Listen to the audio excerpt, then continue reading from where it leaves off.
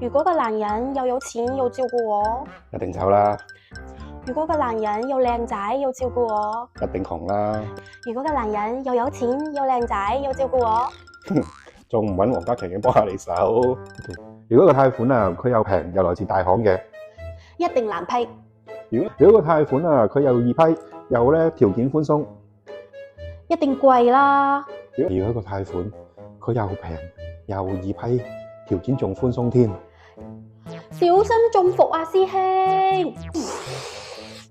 醒啦！啲貸款條件咧睇落去咧好似好靚，其實咧可能係陷阱嚟嘅。貸款要識睇清楚啲條款，唔好齋睇表面嘅利率。最好咧就揾專業嘅 mortgage broker 咧幫你睇清楚條件，